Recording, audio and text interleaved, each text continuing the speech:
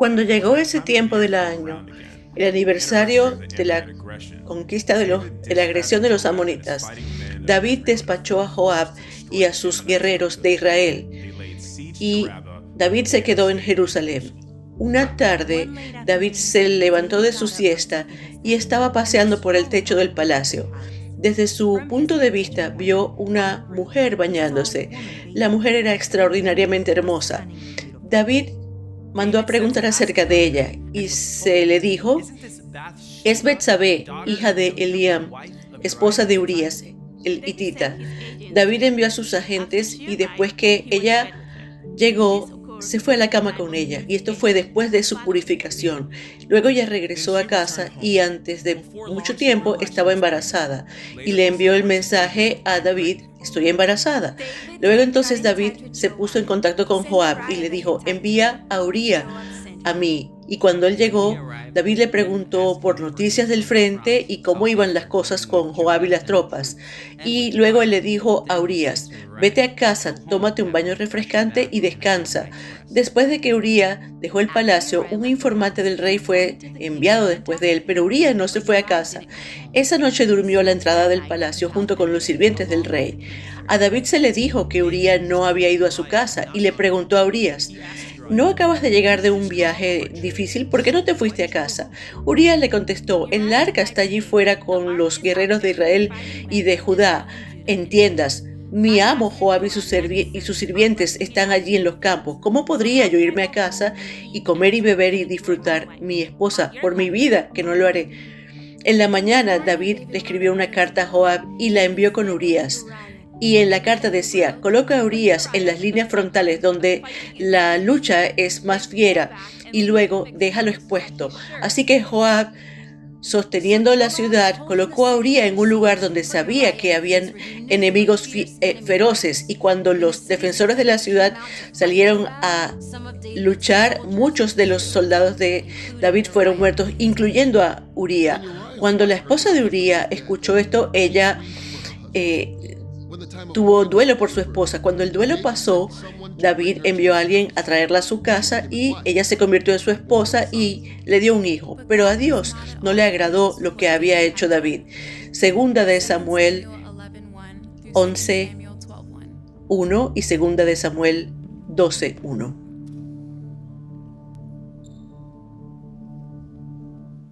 ¿Qué? ¿Qué? ¿Qué hizo nuestro muchacho David? Aquí tenemos este pasaje de segunda de Samuel capítulo 11. Es como terrible. David, hemos visto su vida, que es la marca bíblica de un gran rey que mataba gigantes, un hombre según el corazón de Dios. ¿Se enredó con la esposa de otro hombre? ¿Eso fue un consenso? Y luego es como que hubo una conspiración donde él elimina al esposo de ella. ¿Qué está pasando? Y adivinen, todo es cierto. Y este hombre de Dios echa a perder su vida. Nadie se levanta diciendo: bueno, hoy voy a hacer una decisión horrible y egoísta. Una decisión tan épica en sus implicaciones que va a arruinar mi carrera, voy a perder mi trabajo, voy a echar a perder mi reputación, probablemente todos me cancelen. Una decisión tan mala que mi nombre se ensucie y le traiga vergüenza y escándalo a mi familia, a mi esposa, que probablemente me deje, se case con otro, que tenga que levantar a mis hijos. Sí, eso es lo que voy a hacer hoy. Una decisión tan mala, nadie dice eso, pero sabemos que la gente lo ha hecho. De hecho, puede haber alguien hoy que nos esté viendo en línea o en televisión o en alguno de nuestros lugares que sabe que está en una posición potencialmente desastrosa, pero piensa: yo lo tengo controlado, no lo voy a llevar muy lejos. Church by the Glades, vamos a ser honestos. Aplaudan. Y aquí en 2 de Samuel, si han hecho una decisión así como la de David, una decisión tonta, si la han hecho, aplaudan, hagan un ruido. El título de hoy es La anatomía de una decisión realmente mala. Vamos a hacer un diagnóstico de esta decisión terrible que hizo David, y en las bases nos van a tomar un momento porque ahora tenemos tantas preguntas morales. Vamos a hablar desde la perspectiva de Dios. Aquí hay 3 ideas que quiero que tomen nota. La primera idea son límites. Cuando diga 3, griten la palabra límites. Cuando pensamos en límites, pensamos en algo negativo, como algo que nos reduce, nos restringe. Es una barrera a mi diversión. No, no, no, no. Los límites son hermosos, son bendecidos y son bíblicos. Hay límites en la Biblia, hay las guardas de Dios en la Biblia, y estas guardas son nuestros amigos. Lisa y yo tomamos una versión adulta de nuestro viaje de mochilero cuando éramos jóvenes, y teníamos reservación para la primera noche con un mapa de los viejos de papel, y íbamos a Alemania, Austria, Suiza, un viaje bastante en el cual tomamos un giro errado en una carretera, y aquí tenemos la fotografía de la carretera que tomamos por error. Esa es la carretera, pero los carros pasan por allí, es horrible. Es la tercera carretera más peligrosa del mundo y tiene teóricamente 2 canales, pero no se ve nada del canal opuesto. Era realmente aterrorizante. Literalmente enviamos textos al seguro aquí en los Estados Unidos para asegurarnos de que teníamos cobertura de seguro de vida para los niños. ¿Qué hubiese dado por una buena guarda de concreto? Porque todo estaba en el borde de ese precipicio. Dios nos da los límites por una razón. La primera palabra es esa y la segunda es pecado. Gritemos, pecado. Yo sé que algunas iglesias no quieren hablar de pecado, pero el pecado es algo que Dios odia, sí, porque, bueno, dicen sí, porque Dios odia la diversión y no quiere que tengamos placer. Dios nos ama, pero odia el pecado, porque eventualmente el pecado siempre trae disfunción, siempre trae drama, aislamiento. Gracias a los 2 que nos dijeron que sí. Porque Dios dice, estas cosas son pecado, eviten estas porque le van a traer cosas malas a su vida. Entonces tenemos límites, pecado, y en la tercera es el nombre Jesús. A la 3 digamos el nombre Jesús. Más fuerte, el nombre Jesús. Si está viendo en línea, coloca en el chat Jesús. Jesús es Dios, la solución de Dios el Padre para el pecado. A mí me gusta Romanos 5:8, que dice que Dios demostró su gran amor por nosotros en esto, que mientras éramos aún pecadores, cuando aún éramos pecadores, ¿éramos qué? Pecadores. Cristo murió por nosotros. Él nunca pecó, Él era perfecto, un sustituto perfecto por nuestro pecado, pero la Biblia dice que nosotros somos pecadores. Todos nosotros, la peor persona que conozcan y la mejor también. Mi abuela, pecadora. Tu pastor, pecador. El vecino, sí. Ay, Dios, eres un pecador. Tú también. Voltéate a la persona que tienes al lado y dile, yo también, por cierto, yo también. Y de nuevo, Dios odia al pecado. El pecado te aleja de la relación con Dios, porque trae también ruptura, disfunción, y Dios odia ver a sus hijos sufrir de forma innecesaria por elecciones sencillas. Entonces, con esta idea, por ejemplo, encontramos en el ministerio de los niños, nos dará una idea básica de lo que es, y en la Biblia, que el Nuevo Testamento tiene 7 palabras en griego para la palabra pecado. Les voy a enseñar una, la palabra parabasis, que está aquí en la pantalla en inglés. 1, 2, 3, parabasis, digamos. Y la traducción literal es cruzar una línea moral o salirse de límites. Quizá usted no es un teólogo, pero entiende esto porque es un fanático del deporte. Aquí hay fanáticos del deporte, quizá. Si me ven a mí, si me están viendo de otro lugar o en línea o en televisión, en Nueva York o en Nebraska, es un buen tiempo aquí en el sur de la Florida, porque no uno, sino dos de nuestros equipos principales están en las series campeonatos y tenemos las Panteras de Florida y el otro. Ambos equipos no llegaban muy lejos y el Miami Heat, amo el Heat. Y es bueno ver que nuestros equipos lo están haciendo tan bien. Tomen fotos de ellos si quieren. Pero aquí en todos los deportes, yo no soy un gran fan del hockey, pero en el hockey, no sé si aquí hay muchos fanáticos, ¿no? Pensé que sí, también del fútbol, gracias por todo eso, pero lo básico es lo mismo de cualquier forma. Porque también hay cosas en el básquetbol. El año pasado, en el campeonato, Max Strus hizo un disparo de 3 puntos y lo llamaron bueno en la cancha, pero cuando revisaron todo en New Jersey, en algún lugar, y dijeron que estaba fuera de límites. Pero si lo ven cerca, él no estaba fuera de límites. Estar fuera de límites, hay cosas que se le niegan a uno en la vida. Entonces, hay cosas en las relaciones que se anulan. Así que tengan cuidado de no cruzar esa línea moral, de no cruzar esa línea. Aquí está mi pregunta. Vamos ya a llegar a la historia de David y su decisión terrible. ¿Quién traza la línea? Cuando hablamos de relaciones, ¿quién traza la línea? Algunas cosas están mal, algunas cosas no están bien, son disfuncionales. ¿Quién traza esa línea? Puede haber 3 opciones. Yo pienso que el mejor para trazar la línea es el que hizo el universo y el que nos hizo a nosotros. Un buen Dios. Dios debería ser el que traza la línea. El mejor lugar para encontrar nuestra línea es Jesús y su palabra. Lo decimos todo el tiempo. Nuestro primer valor es Jesús. Somos una iglesia cristocéntrica. Enseñamos la Biblia y aquí tenemos una norma. Tenemos algunas regulaciones, tenemos reglas. Sí.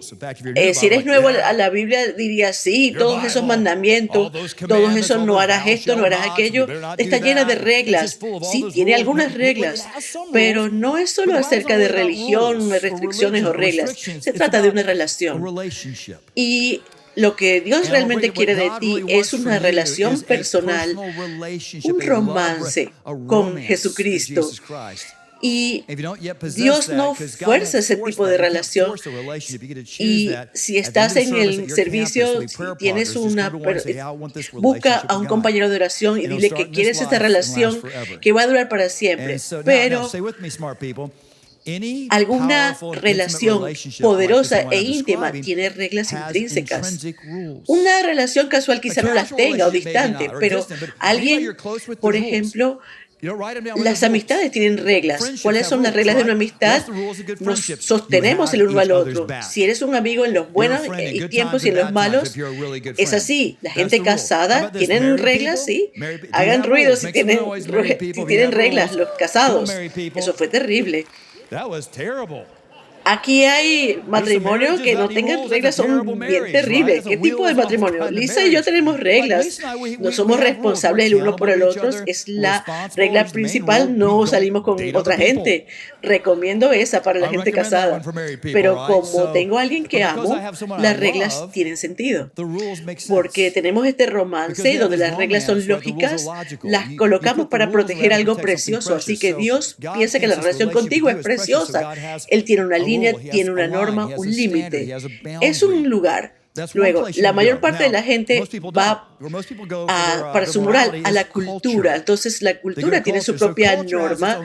Lo loco de la cultura es que la línea de la cultura cambia, se mueve, se desplaza, las líneas fluyen todo el tiempo. Entonces, en la cultura cambia por lo menos cada generación. Las líneas morales cambian cada 15 minutos hoy en día.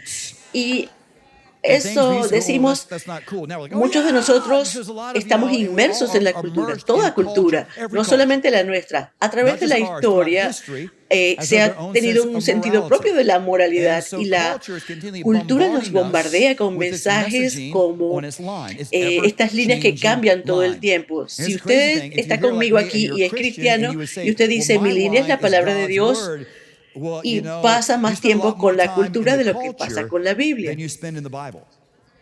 Pasa una hora en la iglesia ahora, muy bueno, y espero que pase tiempo durante la semana, quizás 15, 20 minutos leyendo la palabra, pero el resto del tiempo en la cultura, en la televisión, en los medios, la opinión de sus amigos, ve el teléfono y tengo 9.5 horas de tiempo de pantalla todos los días. Estoy seguro de que han sido, de que he pasado 8 horas en la aplicación de la Biblia. No, es así. La cultura, esta línea que se mueve, nos bombardea con sus mensajes todo el tiempo. Usted diría, no, yo creo en Jesús y su palabra, y la norma de Dios siempre tiene esta atracción gravitacional para llevarnos hacia la cultura. Y hay una tercera opción. La tercera la llamaré religión. Quiero decir, una religión legalista hecha por el hombre. Hay gente religiosa que tomaría una norma de Dios y le agregaría cosas. Aquí tenemos la línea de Dios, pero vamos a construir una pared de regulaciones, condenación, juicio, arrogancia. Así que Dios tiene sus normas, pero vamos a agregarle más. Esos serían los fariseos en el tiempo de Jesús, como que Dios hizo una regla acerca del Sabbat, pero los fariseos no les pareció suficiente. Le agregaron como 600 reglas legalistas hechas por el hombre a una norma de Dios. Entonces, adivinen qué. Aquí tenemos esta línea bien gruesa, la palabra no. Todo está mal, todo es negativo, todo es un juicio. Entonces, si tú te llevas por esta, entonces no te va a gustar mucho esta iglesia. No te vayas ya, pero probablemente no quieras volver, porque yo amo romper barreras no bíblicas entre la gente y Dios. Todas esas reglas no tienen sentido. Si usted toma reglas como su largo de su cabello o cosas como el estilo, por ese estilo, pero este no es el mensaje, pero odio esa línea. Realmente esta gente odiaba a Jesús. La gente realmente... De cualquier forma, aquí tenemos que estas dos líneas, algunas veces estas dos, cultura y Jesús, a veces se alinean, trabajan juntas. Si nos quedamos en 2 de Samuel, vamos a ver algunos ejemplos de la vida de Jesús. Yo creo que en la cultura americana, en la cultura occidental, se alinea con lo que decía Jesús. Voy a ir al capítulo 22 en el Evangelio de Mateo. Dice, cuando las multitudes escucharon esto, estaban asombrados. Jesús era asombroso. Nuestra iglesia es acerca de Jesús. Cuando Jesús era asombroso y su enseñanza, escuchando que Jesús había silenciado a los saduceos, los fariseos. Esta gente, los fariseos, se reunieron. Uno de ellos, experto en la ley, lo probó. Pero esta no era una pregunta honesta. A mí me gustan las preguntas honestas, pero esta gente trató de atrapar a Jesús y bueno, buena suerte con eso. Y les preguntaron, Maestro, ¿cuál es el mayor mandamiento en la Torá? Y Jesús les dijo, amen al Señor su Dios con todo el corazón y con toda su alma y todo su corazón. Este es el primer mandamiento. Y el segundo es, ame a su prójimo como a sí mismo. Y en la forma en que yo percibo la cultura moderna americana se alinea bastante con eso. Ame a su prójimo, respételo. Yo creo que aquí la cultura y Jesús tienen algo que tiene sentido, pero hay a veces que hay colisiones culturales. Hay cosas con las que luchamos hoy en día. Por cierto, escúchenme los próximos 5 minutos.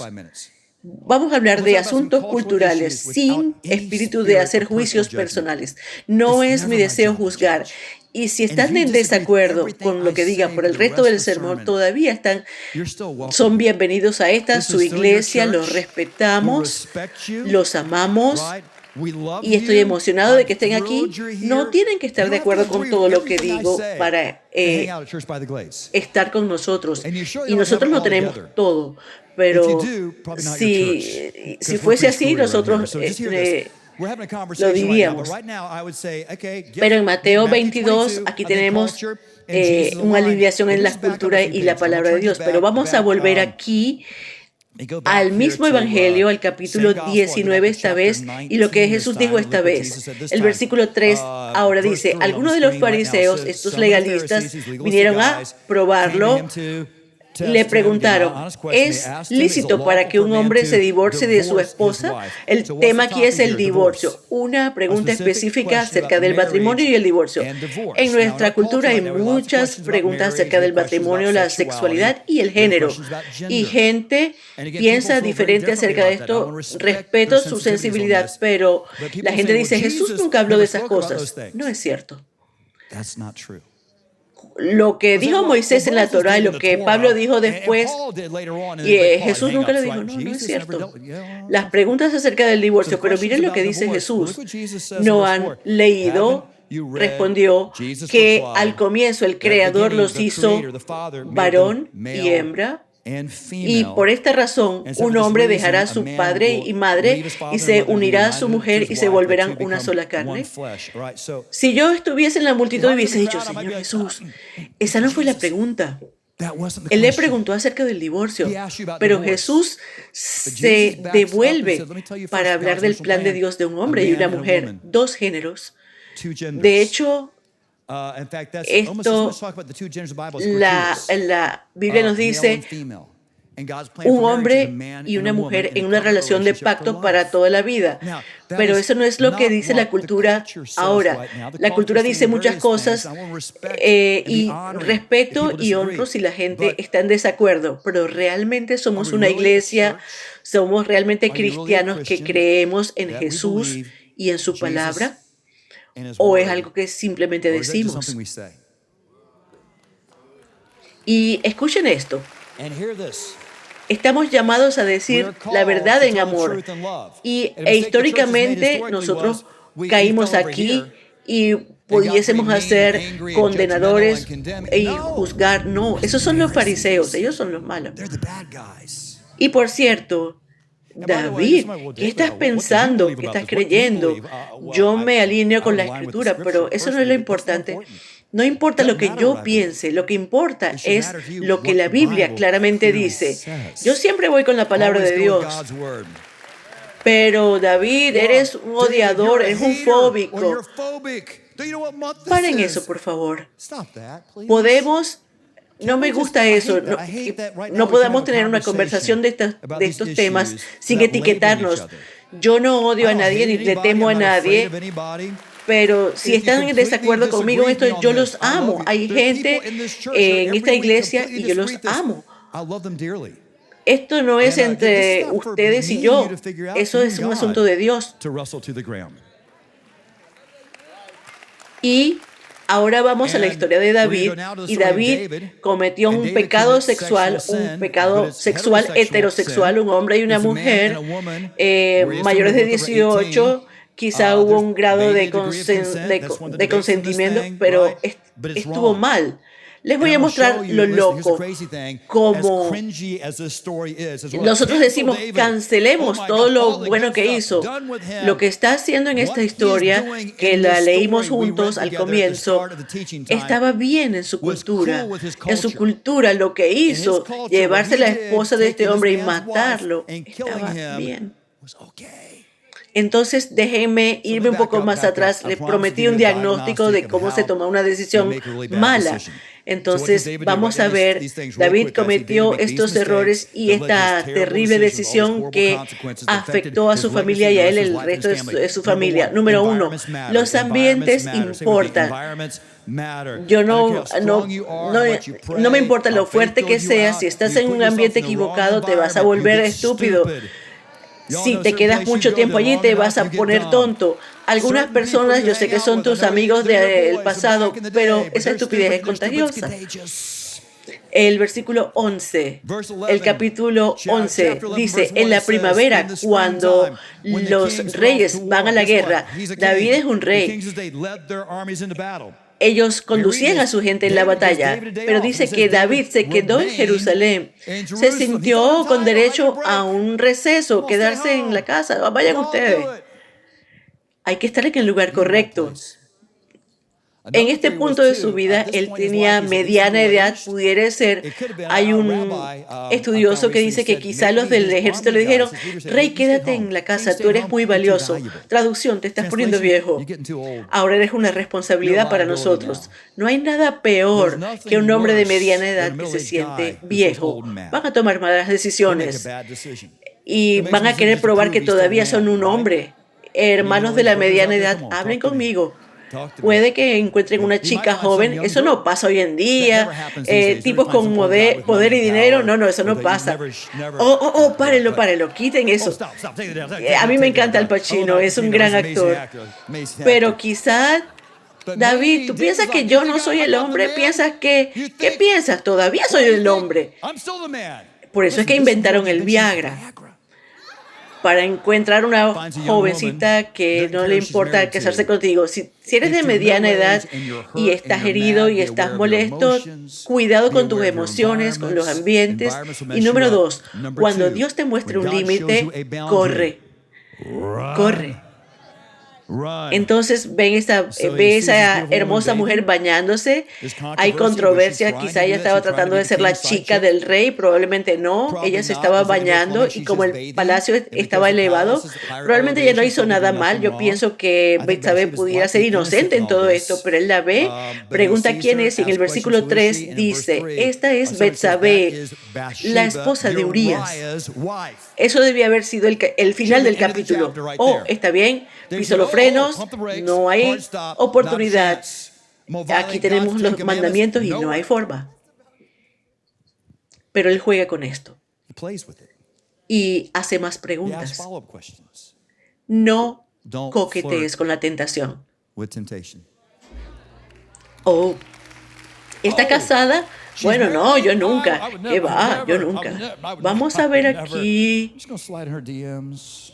Vamos, un cafecito. Quizá cuando Dios te da un límite, como que tengo 10 dedos aquí y déjame ponerme tan cerca del límite como yo puedo. En aquella carretera no nos acercamos al límite, nos mantuvimos lo más lejos que pudimos. Yo soy muy fuerte, nunca lo voy a llevar tan lejos. La Escritura dice que el diablo es un león rugiente buscando a quien devorar. Es un predador. Te está haciendo una emboscada. Usted piensa quizá quizá él pensó yo soy David, mato gigantes, mato osos. El pecado sexual es único. Está en la 1 Corintios capítulo 6. Corre de ella, no juegues con fuego. Corre, caballo, corre. No puedes meterte con esto, mi hermano. Si ustedes creen que ya tienen esto controlado y piensan que nunca lo van a llevar muy lejos, que nunca van a hacer esto y están jugando este juego, están viendo pornografía o lo que sea, el pecado sexual se ha llevado a los hombres más fuertes, se ha llevado a los hombres más sabios, a Salomón. Un pecado sexual se llevó a los más fuertes, a Sansón. ¿Qué pasaría si tú y yo jugamos con la tentación sexual? Lo siguiente, mientras mayor es la bendición, mayor eres como objetivo. Si tienes influencia, liderazgo, la gente te admira, has sido bendecido por Dios con estas cosas, el diablo también lo ve.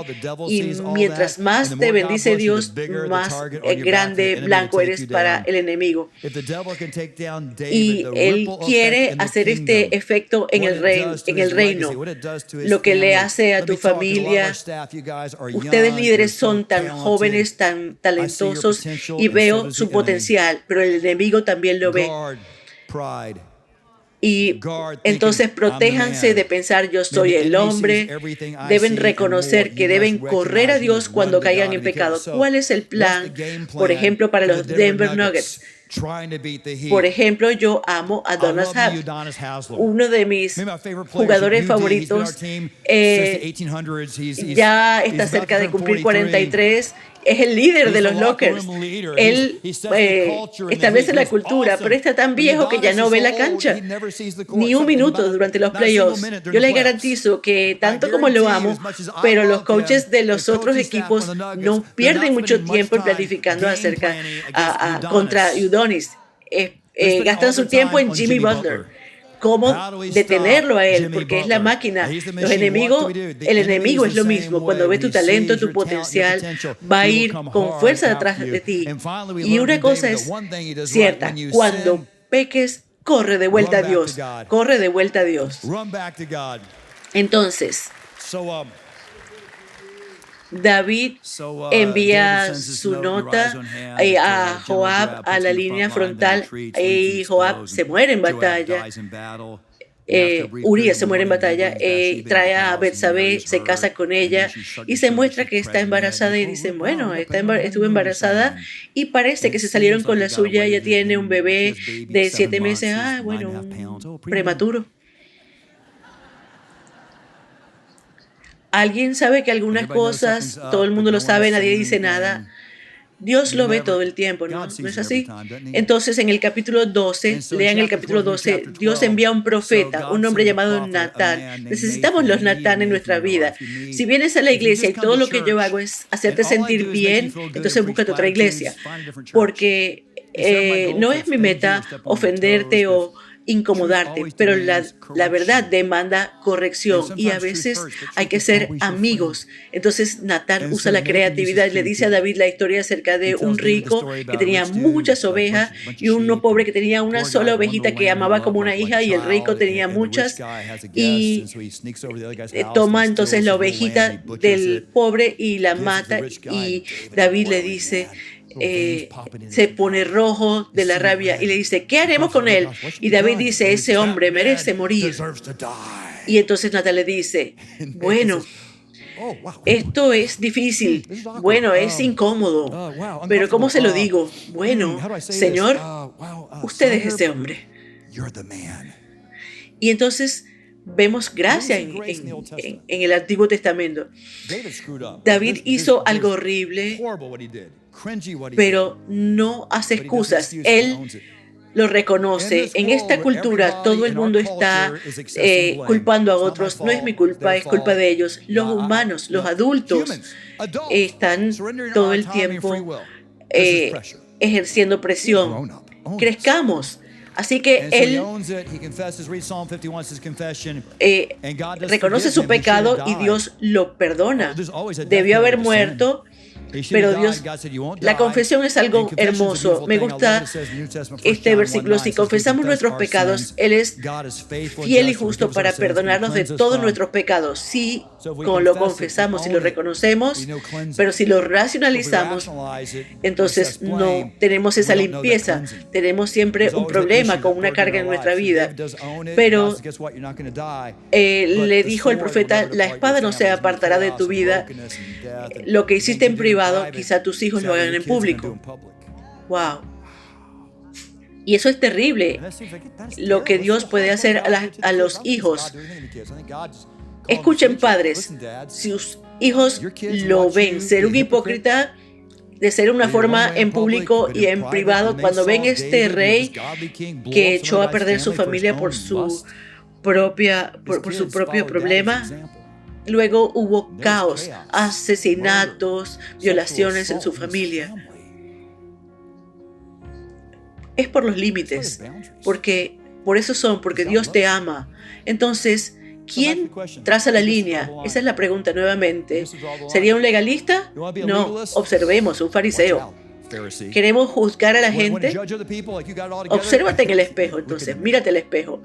Pero la tentación, entonces, la cultura, nos bombardea la cultura, y a veces la cultura, queremos ser tolerantes, queremos ser firmes, y es muy buena, pero si quitamos los límites y pretendemos que la gravedad no existe, eso no es amabilidad, eso es crueldad. Y escuchen, la cultura hace un mal trabajo, y miren lo errada que puede ser la cultura. Nosotros estamos aquí en América, en el 2023, amamos a la gente, somos amables. ¿Realmente? Pueden quedarse aquí en la misma geografía y volver en el tiempo 150 años en Florida, que era un estado confederado, y la cultura decía que estaba bien que la gente fuera dueña y abusara de otra gente. La esclavitud era la norma en este estado, en esa historia. Es terrible, pero nadie se quejaba, no mucha gente, y podemos verlo. Ustedes dicen, bueno, no fui yo. Sí, pero David, eso fue hace mucho tiempo. Ha pasado mucho tiempo. En los 30 quizá el país más educado en Europa era Alemania. Pero la propaganda nazi comenzó a decir que todos nuestros problemas se deben a los judíos, ellos no son humanos, no merecen protección, y esa cultura abrazó el holocausto, el asesinato y extinción de 6 millones de vidas. Pero David, eso es como nuestros abuelos. Pero durante mi vida, en los 90 en Ruanda, yo viví en un campo de refugiados, trabajando con la UN, misioneros bautistas. Había 17,000 refugiados. Hubo un genocidio, una guerra civil, una tribu tratando de exterminar a la otra. Y si estuvimos cuidando a las personas allí, pero no podía distinguir quiénes pertenecían a una tribu o a otra. Y usted dirá, bueno, sí, eso es insensible, eso es racismo. Ellos no se podían distinguir entre sí. Se dijo que la gente entraba a las casas y buscaba los documentos para tratar de ver de qué tribu eran, y si eran la contraria, tomaban machetes y mataban a toda la familia. Y en inglés había noticias diciendo que la otra tribu, los Tutsis, valía la pena exterminarlos. Entonces pensamos que somos la única cultura en la historia que tenemos problemas. Gracias Dios, yo no necesito la Biblia porque... ¿qué estamos haciendo ahora? Y las generaciones futuras dirán, están locos. Porque así como queremos cancelar a David, lo que hizo era válido allí en su cultura. Para un rey asesinar a alguien y tomarle la esposa era lo que hacían los reyes. Por ejemplo, recuerdan en Génesis cuando Abraham fue a Egipto y le dijo a su esposa Sara, dile a ellos que eres mi hermana, porque si reconocen que eres mi esposa, el faraón me mata para hacerte su esposa. Es lo mismo que hicieron. Así que David dijo, bueno, olvídate de lo que Dios dice, yo soy rey, tengo derecho, ella es linda, y la cultura dice que esto está bien, y echa a perder su vida. Entonces yo sé que es un mensaje pesado, pero quizá Dios te ama tanto y cuida de ti tanto, esperando que aprendas no por tu propio error, sino por el tonto de David que hizo eso. Quizá estás coqueteando con la tentación, con la adicción. Tengo que parar. Gracias Dios por la bondad de tus límites, la bendición de ellos. Gracias Padre por una conversación de amor, y oro por los que están de acuerdo y mucho más diligentemente por los que están en desacuerdo. Padre, que tu palabra llegue a sus corazones, que confíen en ti. Si están en desacuerdo con la cultura, si hay colisión, está bien, vamos con Dios, te amamos y hacemos esta oración por protección en el nombre de Jesús.